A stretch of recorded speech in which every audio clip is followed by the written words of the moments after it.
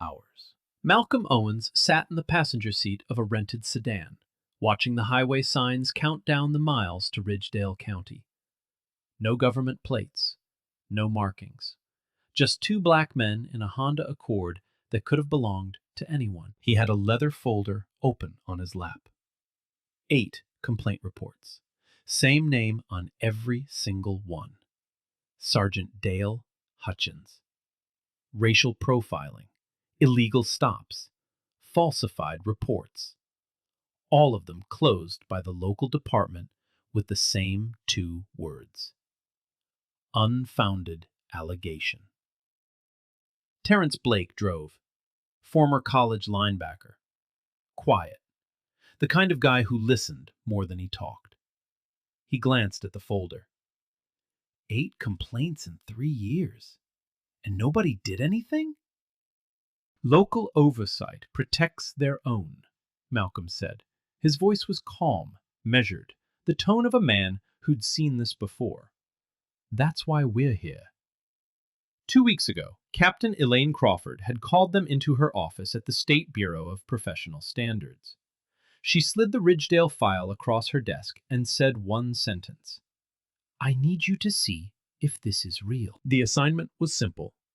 Spend a weekend in Ridgedale County. Eat at restaurants. Walk around town. Exist as 2 black men in public spaces. If Hutchins was dirty, he'd show himself. Body cameras concealed. Audio recording. Every second documented. Malcolm adjusted the rearview mirror and checked his reflection. Habit. Years of knowing that before he opened his mouth, people would see his skin first. He wore a polo shirt, jeans, a nice watch his wife bought him for their anniversary. He looked like a man on vacation. That was the point. Terrence broke the silence. You ever get tired of this? Of what? Being the test, the bait. Malcolm was quiet for a moment. Then he said, Yeah, every time. They crossed into Ridgedale County just after sunset. One main street, a courthouse with a Confederate memorial on the lawn, a gas station flying a Blue Lives Matter flag next to the American one, a hardware store, a church with a sign that read, All Welcome, though Malcolm had learned long ago that all didn't always mean all. And at the center of it, Brenda's Griddle House. The kind of place where everyone knew everyone, where deals got made over coffee and gossip traveled faster than the Sunday paper. Saturday morning, 9:15. Malcolm and Terrence walked into the diner. A bell above the door jingled. Heads turned, just for a second, then went back to their plates. Curious glances, not hostile. Not yet. Brenda Carlyle, the owner, came over with 2 menus. 60-something, silver hair pulled back. She smiled, but it didn't reach her eyes. Sit anywhere you like. They took a corner booth, the kind with cracked red vinyl and a window view of Main Street. Malcolm could see the whole room from here. Another habit. The diner smelled like bacon grease and burnt coffee. The jukebox in the corner hummed low, some old country song Malcolm didn't recognize. Plates clattered in the kitchen. A waitress poured coffee at the counter, the ceramic mugs clinking together like church bells. They ordered pancakes, eggs, coffee. Normal. Easy. Terrence pulled out his phone, pretended to scroll. Really, he was checking the concealed recorder in his jacket pocket. Green light. Rolling. Malcolm sipped his coffee, watched the door. Near the register, a waitress leaned toward Brenda and whispered something. Malcolm caught the fragment. Hutchins usually comes in around 9:30. Brenda's whole body tensed. She wiped the same spot on the counter. Twice. 3 times. That told Malcolm everything. This man had weight in this town, the kind of weight that made people wipe counters that were already clean. Terrence saw it too. He set down his phone. He's coming. Malcolm nodded. Didn't look up, just stirred his coffee and waited. The bell above the door jingled. Dale Hutchins walked in, Full uniform, Ridgedale County Sheriff's Office patch on his shoulder, gun belt sitting heavy on his hips, mirrored sunglasses pushed up on his buzz-cut head, even though the sun wasn't in his eyes. Behind him, a younger deputy, mid-20s, Cody Lassiter, skinny kid with a fresh haircut and a uniform that looked like it still had creases from the package. The diner went half silent. Forks slowed. Conversations dropped to murmurs. Brenda straightened up behind the register like a student when the principal walks into class. Hutchins didn't head to the counter, didn't wave at the regulars. His eyes swept the room in one practiced motion and locked onto the corner booth where Malcolm and Terrence sat. He walked straight toward them. His boots hit the tile floor with that deliberate cop rhythm. Slow, heavy. The kind of walk that says, I have all the time in the world, and you don't. He stopped at the edge of their booth. Didn't sit, didn't lean. Just stood there, looking down at them like a man inspecting something he stepped in. Morning. His voice was casual, almost friendly. You boys passing through? Malcolm set down his coffee cup, looked up, met his eyes. Just having breakfast. Uh-huh. Hutchins tilted his head. Where you staying? Terrence glanced at Malcolm, then back at Hutchins. Is there a reason you're asking? The shift was instant. Hutchins's jaw tightened, his shoulders squared. The friendly mask cracked just a little. I'm asking because I'm asking. That a problem? No problem, Malcolm said, voice even. We're not staying anywhere. Just came in for food. Right. Hutchins pulled a small notepad from his belt, clicked a pen. I'm going to need to see some ID. Malcolm didn't move. For eating pancakes? For being in my county, Hutchins said. Not loud, not quiet, just flat, matter of fact, like it was the most reasonable thing in the world. Deputy Lassiter shifted his weight behind Hutchins. His eyes flicked between the booth and the floor. He looked like he wanted to be anywhere else. Malcolm reached into his jacket, slowly, visibly, 2 fingers, and pulled out a wallet, slid his driver's license across the table. Out of state, clean, current. Terrence did the same. Hutchins picked up both IDs like they were evidence at a crime scene, held Malcolm's up to the light, squinted at it, turned it over, ran his thumb across the surface like he was checking for a forgery. Lassiter, he said, without looking back. Run these. The deputy stepped forward, took the IDs, and walked back toward the door where his radio was clipped to his shoulder. His voice crackled low as he called it in to dispatch. The diner stayed quiet. Every person in that room was watching now, pretending not to watch. Eyes on plates, ears wide open. Malcolm's pancakes were getting cold. He didn't touch them. Hutchins stood there, arms crossed, staring down at them like he was waiting for one of them to blink first. 30 seconds passed. 40. The dispatcher's voice came back through Lassiter's radio, tinny, distant. Malcolm couldn't make out the words, but he saw Lassiter's face. No change, no surprise. Clean return. Lassiter walked back over and handed the IDs to Hutchins. Both clear. No wants, no warrants. Hutchins didn't move, didn't hand the IDs back. A clean return should have ended it. That's how it works.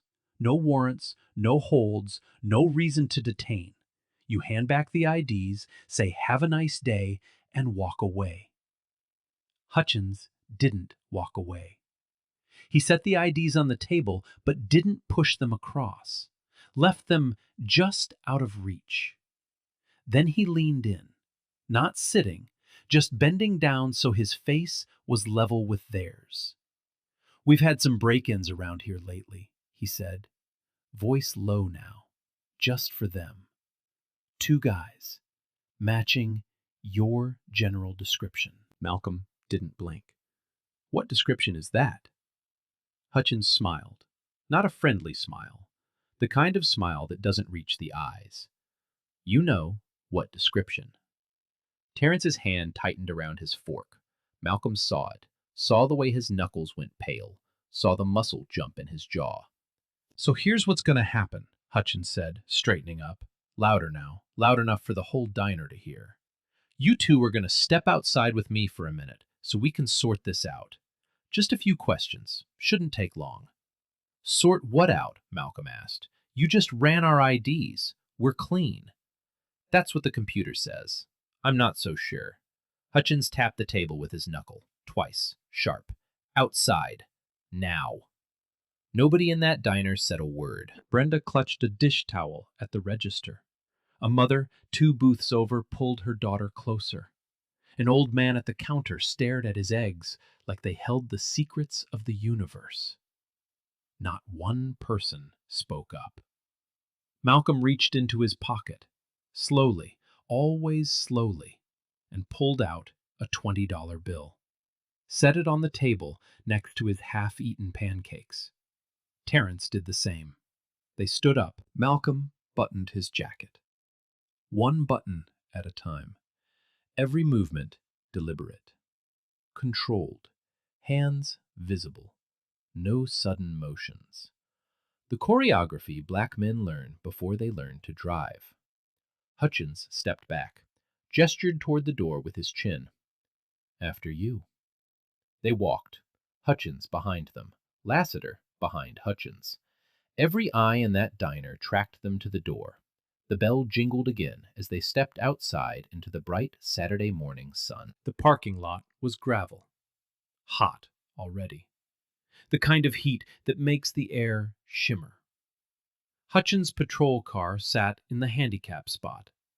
No placard, no reason, just because he could. Over here, Hutchins said, pointing to the front of the cruiser. Hands on the hood.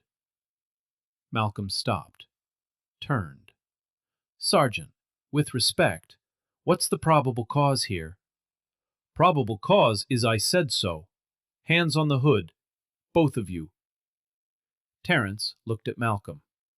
Malcolm gave the smallest nod. They stepped forward, placed their hands flat on the hood of the cruiser. The metal was hot, scorching. Malcolm felt it through his palms. He didn't flinch. Hutchins keyed his radio. Dispatch, this is Hutchins. I'm at Brenda's with 2 suspicious individuals, requesting a backup unit to my location. Suspicious individuals. That's what they were now. 2 men, eating pancakes. Suspicious. The dispatcher's voice came back. Copy that, Sergeant. Unit en route. Malcolm's concealed body camera was recording everything. Every word, every angle. The sun glinting off Hutchins's badge. The way his hand rested on his belt. The way Lassiter stood off to the side, staring at the ground like he was trying to disappear. Terrence's audio recorder was running in his jacket pocket, crystal clear, time-stamped. Hutchins walked around to the trunk of their rental car, stood there, looked at Malcolm. Pop it. Do you have a warrant? I don't need a warrant. Pop the trunk, or I'll pop it myself. Malcolm reached into his pocket, slowly, always slowly, and pressed the key fob. The trunk clicked open. Hutchins lifted it, looked inside. A duffel bag, a laptop case, a jacket, normal travel stuff. He unzipped the duffel, pulled out clothes, shook them, tossed them back in, opened the laptop case, rifled through papers. What exactly are you looking for, Sergeant? Malcolm asked. His voice was calm, but there was an edge now, sharp, thin. I'll know it when I see it, Hutchins muttered. He found nothing, because there was nothing to find. He slammed the trunk shut, walked back around, stood behind Malcolm and Terrence with his arms crossed. A second patrol car pulled into the lot, gravel crunching under the tires. 2 more deputies got out. Now it was 4 officers, for 2 unarmed men, eating pancakes. Hutchins briefed them, loud enough for Malcolm and Terrence to hear. Suspicious individuals, out-of-state plates, uncooperative, possible connection to recent break-ins. None of that was true. Not one word. One of the new deputies, older, gray at the temples, glanced at Malcolm and Terence, then back at Hutchins. He didn't say anything, but his face said plenty. Hutchins stepped up close behind Malcolm. Too close. Malcolm could feel his breath on the back of his neck. "Here's your options," Hutchins said quietly. "I can hold you for 48 hours while we figure out who you really are. Or you can get in your car, leave Ridgedale County, and not come back. Your call." Malcolm turned his head, just slightly, enough to make eye contact. "We're not leaving." Hutchins' eyes narrowed. "What did you say?" "I said we're not leaving, Sergeant. We have every right to be here." The air went tight, taut, like a string pulled too hard. Hutchins's hand drifted toward his cuffs. And that's when Malcolm decided it was time. Hutchins's hand hovered over his cuffs. His fingers drummed against the leather case. Once, twice, like he was deciding whether to pull the trigger on something that couldn't be undone.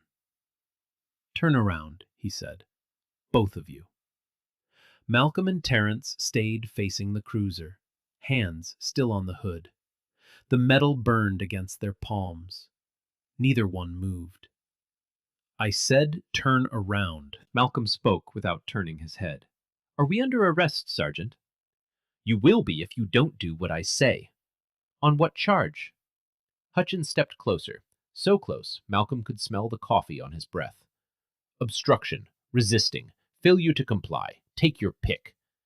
Terence's jaw flexed. His whole body went rigid. Malcolm could feel the tension radiating off him like heat off asphalt. "Terence," Malcolm said quietly. "Easy." Hutchins heard it. He stepped around to Terence's side, leaned in. "Oh, so you're the hot-headed one, huh? The one who's going to do something stupid?" Terence didn't answer, didn't look at him, just stared straight ahead at the diner windows where faces were pressed against the glass. Hutchins laughed, low, mean. "Yeah, that's what I thought. All bark." He walked back to Malcolm, pulled a pair of black gloves from his belt, latex, snapped them on, slow, deliberate. The sound cracked in the quiet parking lot. "Hands behind your back," Hutchins said. "For what?" Malcolm asked. "Pat down. Standard procedure. We already complied with your illegal stop and illegal search. Now you want to put your hands on us?" Hutchins grabbed Malcolm's wrist. Hard. Yanked it behind his back. Malcolm's shoulder twisted. Pain shot down his arm. He didn't make a sound. "I don't remember asking your opinion," Hutchins said into his ear. He patted Malcolm down, rough, aggressive, hands running up his legs, along his sides, across his chest. Every motion designed to humiliate, to remind Malcolm who had the power here. He found the phone in Malcolm's pocket, pulled it out, looked at the screen. "This unlocked?" "No, unlock it. That's my personal property. You have no right." Hutchins cut him off. "I've got every right. Unlock it, or I'll assume you're hiding something."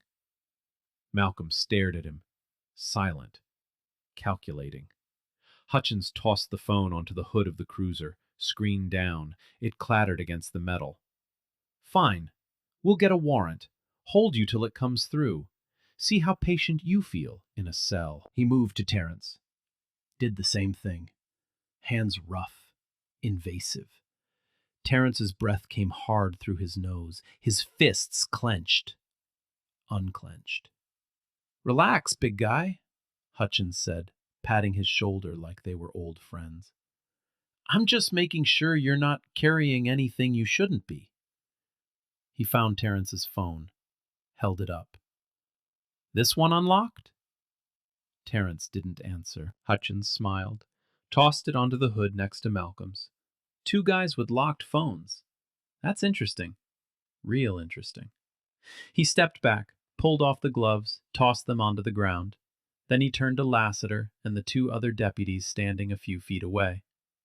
Every time, Hutchins said, loud, casual, like he was talking about the weather. Every damn time these people roll through town, something goes missing. Every single time. Lassiter shifted his weight, looked at his boots. The other two deputies didn't react, just stood there, stone-faced, silent witnesses. Malcolm turned his head, just enough, caught Hutchins's eye. These people? Hutchins shrugged.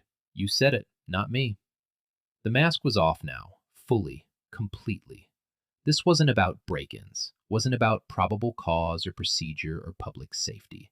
This was about skin, about power, about a man in the uniform deciding who belonged and who didn't. Hutchins walked over to the rental car, crouched down, looked at the license plate, ran his fingers along the frame like he was searching for something hidden. Where'd you say you were from? He called over his shoulder. We didn't, Malcolm said. Hutchins stood up, walked back over, hands on his hips. See, that's your problem. You got an attitude. You think you're smart. I've dealt with guys like you before. You come into small towns thinking you own the place, thinking nobody's gonna check you. He leaned in close. Close enough that Malcolm could see the sweat beading on his forehead. Close enough to smell the stale cigarette smoke on his uniform. But this is my town, Hutchins said. My county. And I decide who gets to walk around free and who doesn't. You understand that? Malcolm's voice was ice. I understand you perfectly, Sergeant. Something flickered in Hutchins' eyes. Anger. Or maybe recognition. Like some part of him knew he'd just crossed a line he couldn't uncross. But he didn't back down. He turned to the other deputies. Run a full background check, both of them.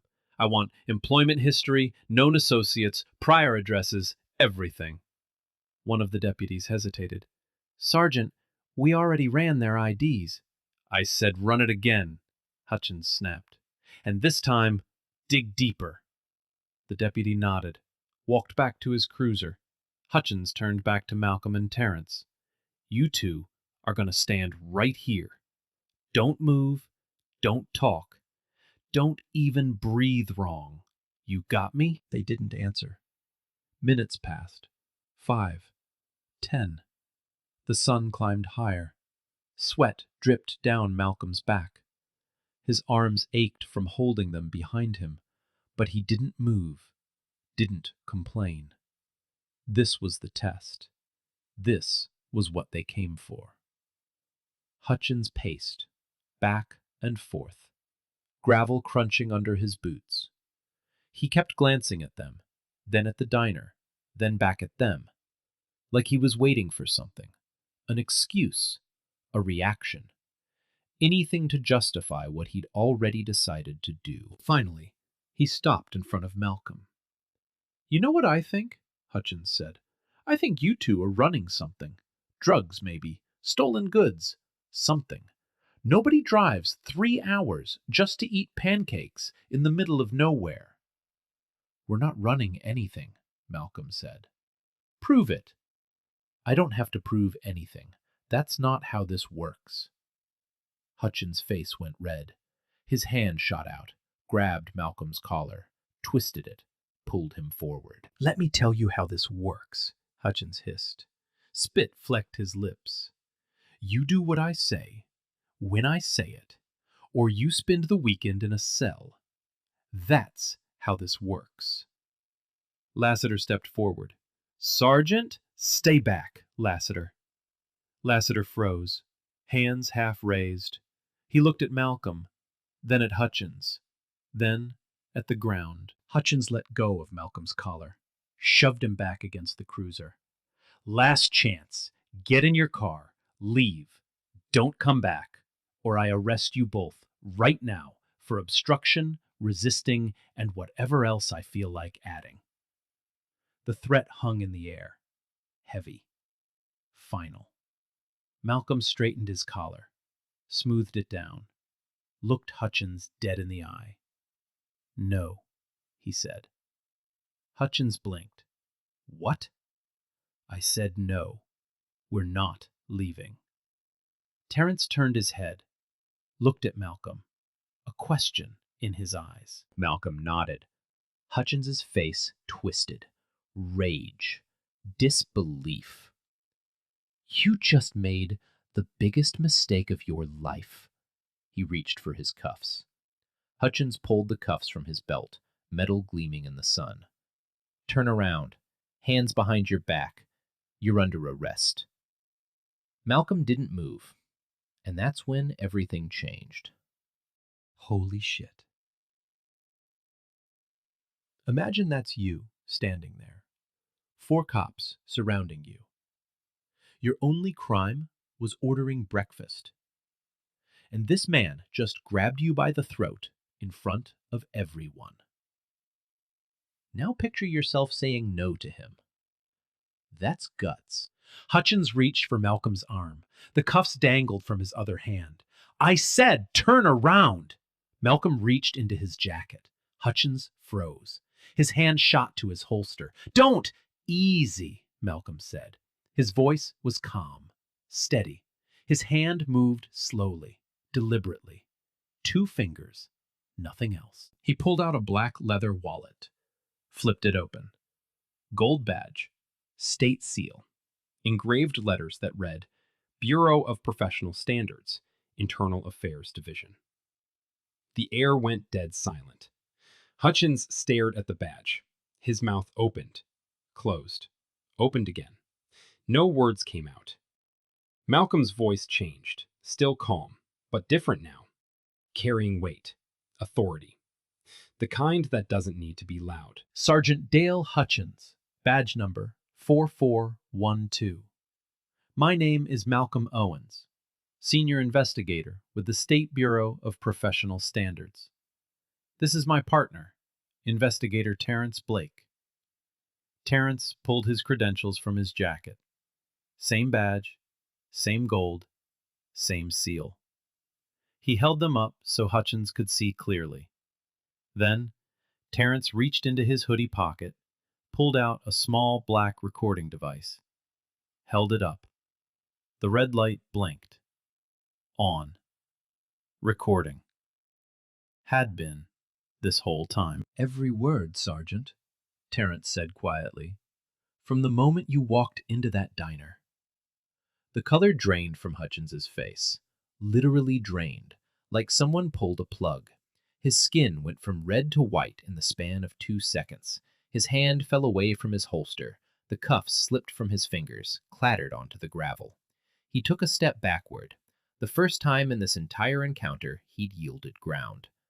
"Now wait," his voice cracked. "Wait a minute. I was just—" Malcolm cut him off. Clean. Sharp. "You were just conducting an illegal stop, an illegal search, an illegal seizure of personal property, issuing threats of unlawful detention, and making racially discriminatory statements in the presence of multiple witnesses." He stepped forward. Hutchins stepped back. "All recorded," Malcolm continued. "All time-stamped. All admissible in court." Hutchins' hands came up, palms out, like he was trying to stop a freight train. "Look, I was following procedure." "What procedure?" Malcolm's voice was ice now. "Show me the procedure that says you can order 2 law-abiding citizens out of a restaurant based on the color of their skin." Hutchins' mouth worked. No sound. "Show me the procedure," Malcolm said again, "that says you can search a vehicle with no warrant, no probable cause, and no consent." Nothing. "Show me the procedure that says you can grab a man by his collar and threaten him with arrest for the crime of eating pancakes." Hutchins looked around, desperate, like he was searching for a lifeline. His eyes landed on Lassiter. Lassiter took 3 steps backward, hands raised, shaking his head, distancing himself, physically and symbolically. The 2 other deputies did the same. One of them actually turned around, faced the other direction, like he couldn't bear to watch. Malcolm pulled out his phone, the one Hutchins had thrown onto the hood of the cruiser, unlocked it with his thumb, tapped the screen, held it to his ear. "Captain Crawford," he said. "Professional, clipped. This is Owens. We have more than enough. Requesting immediate suspension and custodial escort for Sergeant Dale Hutchins, Ridgedale County Sheriff's Office." Hutchins' knees actually buckled, just slightly, like the ground shifted under him. Malcolm listened for a moment. "Yes, ma'am.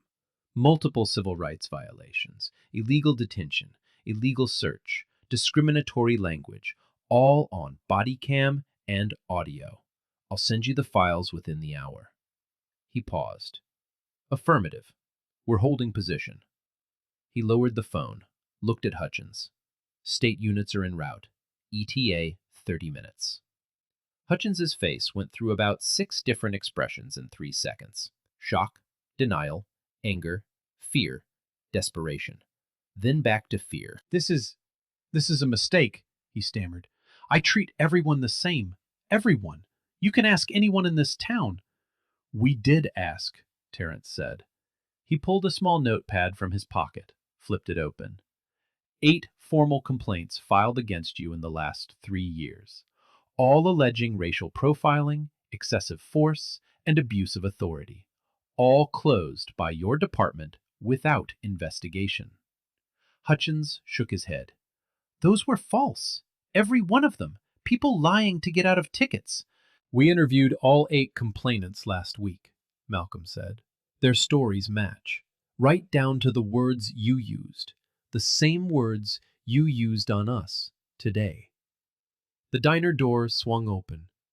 Brenda Carlyle stepped out onto the porch, hand over her mouth, eyes wide. Behind her, faces pressed against the glass, the whole diner watching now. No pretense, no looking away. One of the old men at the counter, the one who'd been staring at his eggs, stood up, walked to the window, put his hand on the glass. His lips moved. Malcolm couldn't hear it, but he could read it. About damn time. Hutchins tried again, scrambling now.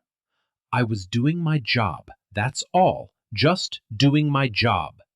"Your job," Malcolm said, "is to serve and protect, not to humiliate, not to target people based on skin color, not to abuse your authority because you think nobody's watching." He stepped closer, close enough that Hutchins had to look up at him now. The power dynamic had completely inverted, flipped, like a switch. "But we were watching, Sergeant. We've been watching you for 3 years, and now everyone else is about to watch too." Hutchins opened his mouth, closed it. His shoulders sagged. Lassiter spoke up. His voice was quiet, shaky. "Sergeant Hutchins, I think you should stop talking. Maybe call a lawyer." Hutchins turned to him. "Lassiter, you know I'm not. Tell them I'm not." Lassiter looked at the ground. "I can't tell them anything, Sergeant. I was here. I saw what I saw." Hutchins's face crumpled. Malcolm pulled out a small card from his wallet, Miranda rights printed on it. He held it up. "Sergeant Dale Hutchins, you are not under arrest at this time. However, you are being relieved of duty pending an internal affairs investigation. You have the right to remain silent. You have the right to legal representation.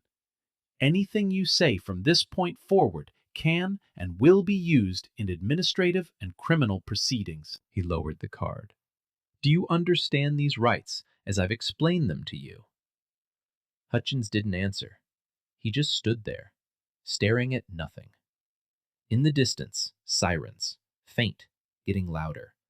2 unmarked black sedans pulled into the parking lot, state vehicles, No lights, no drama, just quiet, professional efficiency. 4 agents in plain clothes stepped out, badges on their belts.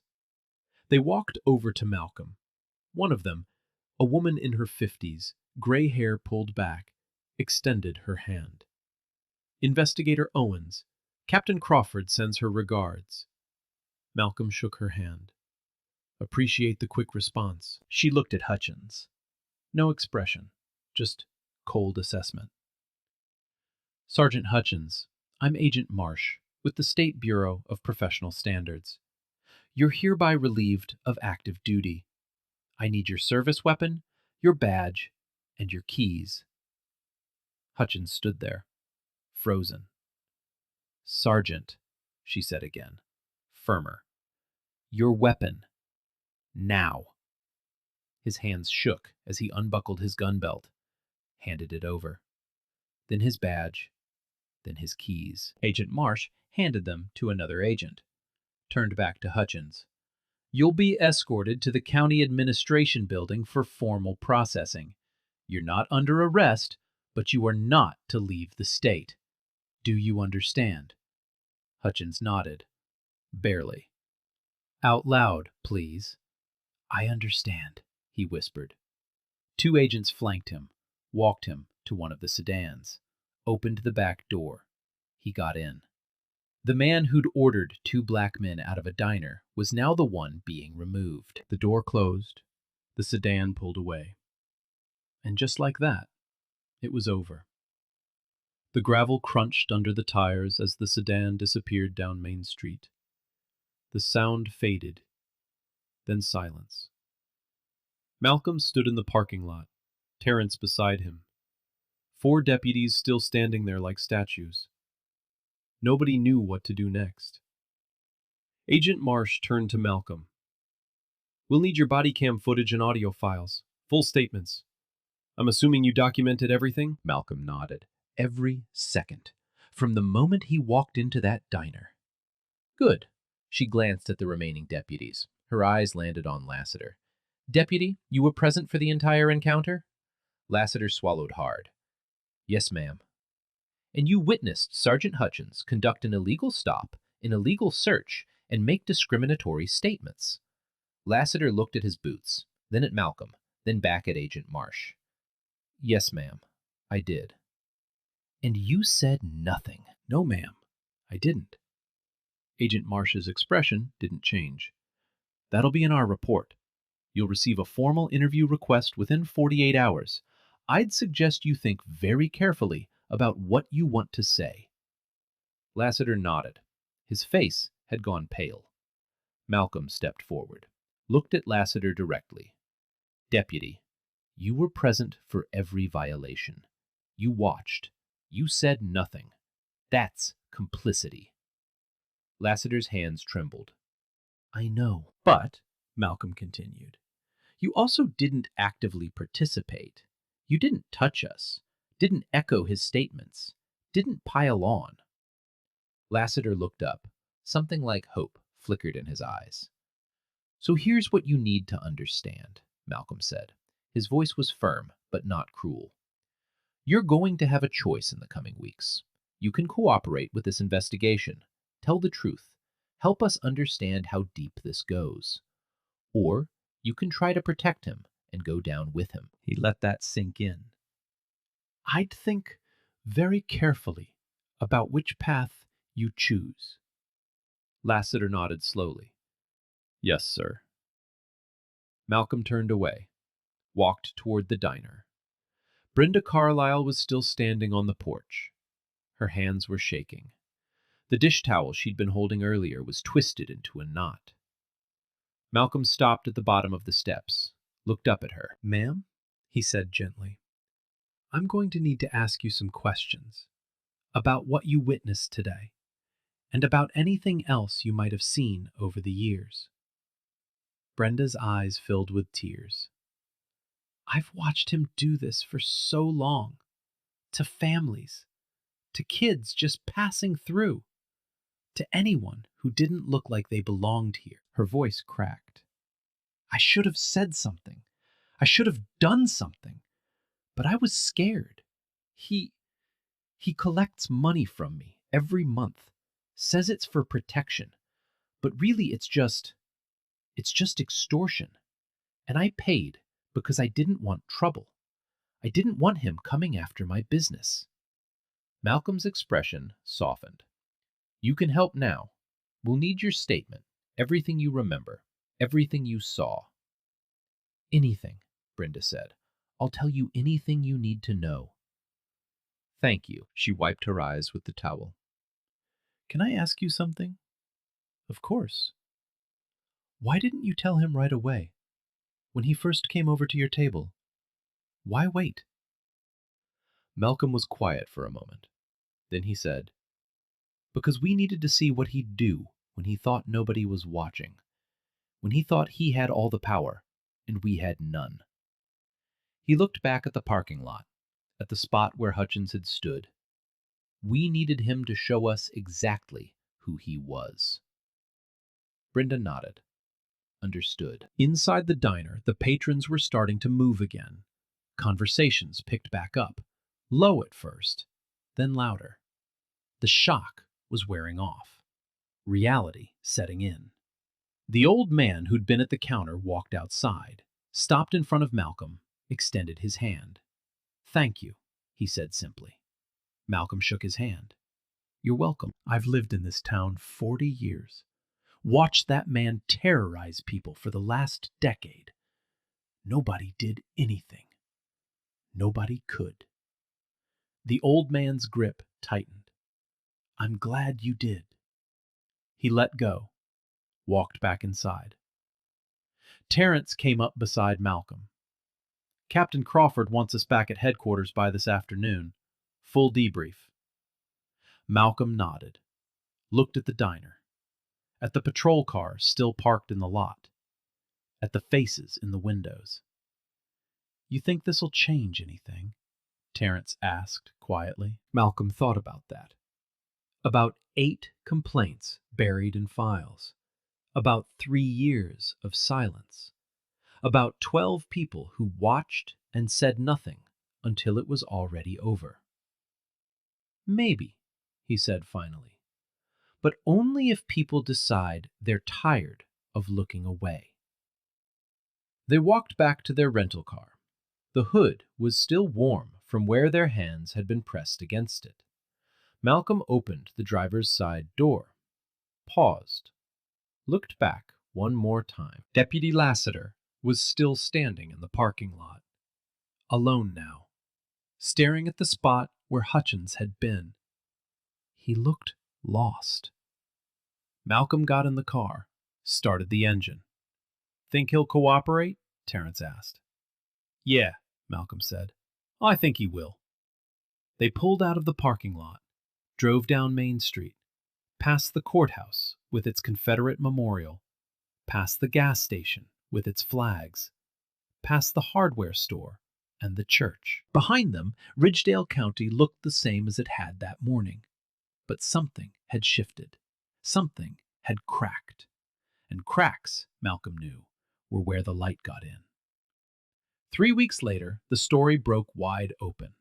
Investigative journalist Denise Traylor sat in her editing bay at the state's largest news affiliate. On her screen, body cam footage played in crystal clear, high definition. Hutchins walking into the diner. The contempt in his voice. The illegal search. The grab. The threats. Every single frame time-stamped. Documented. Undeniable. Her producer leaned over her shoulder. "When can we air this?" "Tonight," Denise said. "Lead story." At 6 o'clock, the footage hit the airwaves. By 6:15, it was on social media. By 7, it had 500,000 views. By midnight, thousands of people sharing their own stories, names of other officers in other counties who'd done the same thing. Hashtags trended. Hashtag Ridgedale County. Hashtag Hutchins exposed. Hashtag badges don't mean immunity. Civil rights organizations issued statements. The ACLU, the NAACP, local advocacy groups, all demanding accountability. The Ridgedale County Sheriff's Office switchboard lit up like a Christmas tree. Hundreds of calls, emails flooding the inbox. Sheriff Tom Bradshaw called an emergency press conference, stood behind a podium with the county seal on it, cameras flashing. Sergeant Hutchins's behavior does not represent the values of this department. We have zero tolerance for discrimination of any kind. A reporter shouted from the back.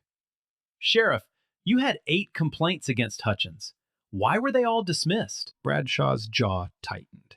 Those complaints were reviewed by our internal oversight committee and deemed to be without merit at the time. All 8 of them? That was the determination, yes. Denise Traylor stood up. Sheriff, the body cam footage shows 4 other deputies at the scene. None of them intervened. Doesn't that suggest a systemic problem? Bradshaw hesitated. We're reviewing the actions of all personnel involved. When did that review start? Before or after the footage went public? The sheriff didn't answer that. 2 days later, Captain Elaine Crawford held her own press conference. Different tone entirely. Sergeant Dale Hutchins operated with impunity for 3 years because the system designed to hold him accountable chose not to. 8 complaints were filed. 8 times, victims were dismissed. She paused.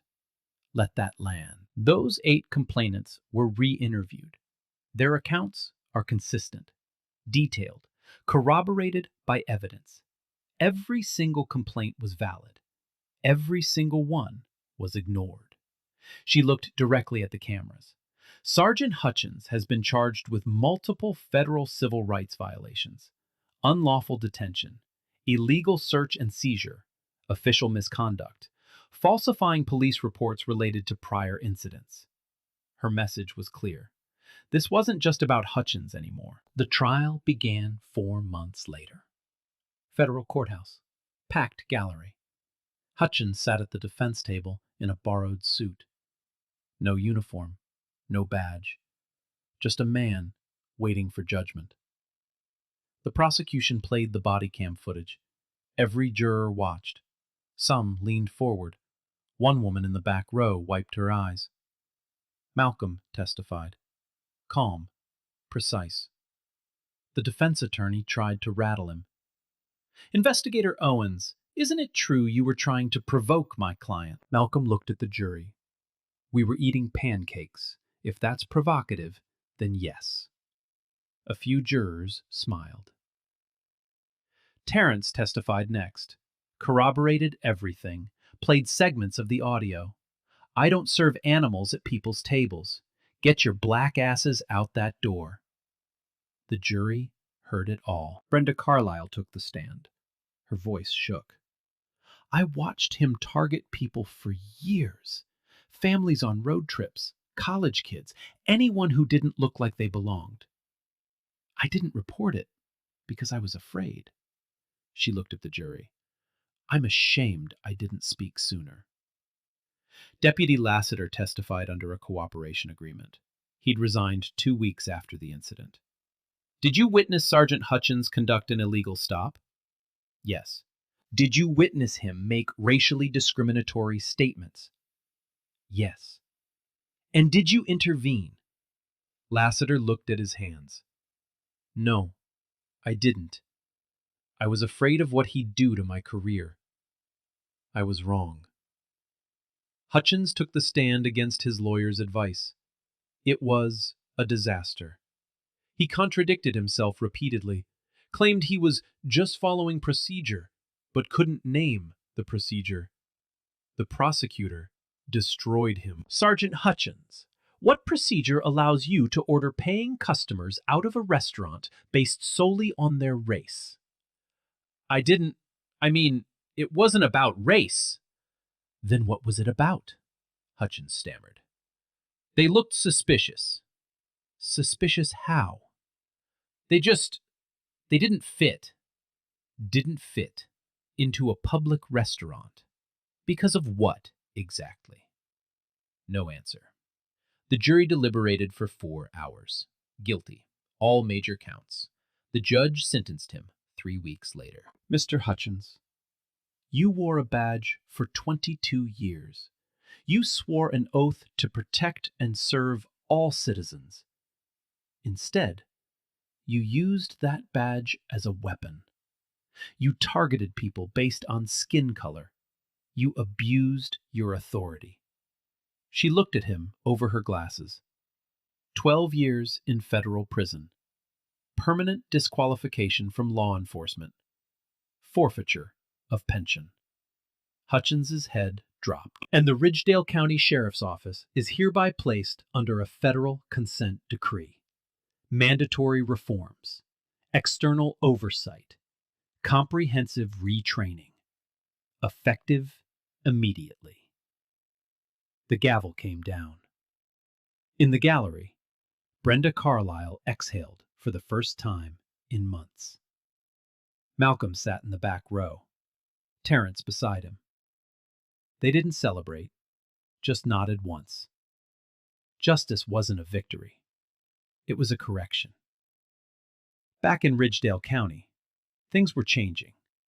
Slowly, painfully, but changing. 2 additional deputies were terminated for complicity. Both faced separate charges. The county hired an independent oversight board, civilian-led, real authority. Brenda's griddle house stayed open. Business actually picked up. She hung a small wooden sign near the booth where Malcolm and Terence had sat. It read, "Everyone belongs here." Not everyone in Ridgedale County liked the changes. Some people grumbled, said it was government overreach, but others, quietly, carefully, started to speak up about things they'd seen, things they'd ignored. The cracks were widening, and light was getting in. 6 months after the trial, Malcolm Owens sat in his new office on the 4th floor of the State Bureau of Professional Standards headquarters, deputy director. The promotion came with a corner office and a view of the Capitol building. More importantly, it came with authority. Real authority. The kind that could change systems, not just individuals. He still traveled, still investigated dirty cops, but now he also supervised 30 investigators across the state, trained new recruits, rewrote policy manuals, made sure that what happened in Ridgedale couldn't happen again, or at least couldn't happen quietly. On Saturdays, when he was on the road, he still ate breakfast at diners, always pancakes, always a corner booth. Old habits. Terence Blake transferred to the Bureau's training division. He stood in front of classrooms full of new police academy graduates and told them the Ridgedale story, showed them the body cam footage, made them watch every uncomfortable second. Then he'd ask them one question. What would you have done if you were Deputy Lassiter? The room always went silent. That silence was the point. Cody Lassiter resigned from law enforcement the week after he testified. He spent 3 months doing nothing, just thinking, processing, figuring out who he wanted to be. Then he enrolled in law school. He was 30 years old, starting over, carrying the weight of what he'd witnessed and what he'd failed to do. He gave an interview to Denise Traylor 6 months later, sat across from her in a coffee shop, no cameras, just a conversation. I spent 3 years watching, he said. Watching Hutchins target people. Watching him abuse his authority. And I said nothing. Because I was scared. Scared of losing my job. Scared of being labeled a snitch. Scared of standing alone. He stared at his coffee. But you know what's worse than being scared? Being the kind of person who watches injustice happen and chooses comfort over doing the right thing. Denise asked him what he'd say to other officers in similar positions. Lassiter looked directly at the camera. Speak up. I don't care how hard it is. I don't care how scared you are. Speak up. Because your silence isn't neutral, it's complicity. The interview went viral. Not as big as the original footage, but big enough. Some officers hated him for it, called him a traitor, said he'd violated the thin blue line. Others reached out privately, thanked him, said they wished they had his courage. Lassiter was okay with both reactions. He'd made his choice. Dale Hutchins was serving his sentence at a federal correctional facility in the southern part of the state. No early release, no reduced sentence. His appeals had been denied twice.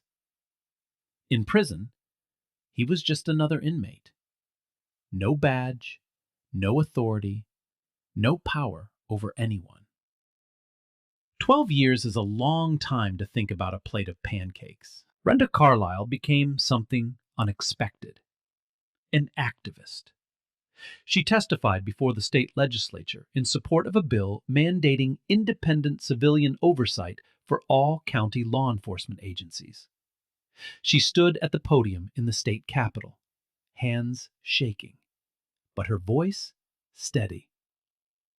I watched a corrupt officer operate unchecked for years because I was too afraid to speak up. I'm not afraid anymore, and neither should you be. The bill passed by 2 votes. Brenda went back to running her diner. But now, every month, representatives from the new oversight board met there, right there in her dining room, where it all started. The booth where Malcolm and Terrence sat that morning became something of a local landmark. People asked to sit there, took pictures of the sign. Everyone belongs here. Some people thought it was too much, too performative. But Brenda didn't care. She knew what that booth represented. Not just a story, a choice. The choice to finally stop looking away. Accountability doesn't happen by accident. It happens when people decide that silence costs too much. Hutchins didn't fall because he was unlucky. He fell because Malcolm and Terrence refused to look away. Because Brenda decided shame wasn't as heavy as complicity. Because Lassiter chose truth over comfort. The system protects itself until enough people decide it shouldn't. Wait, this story's fiction, but imagine you're sitting in that diner. You hear those words. You see those badges. Do nothing. What do you do? That's the real question. Drop a do. If this hit you, like, never let anyone tell you where you don't belong.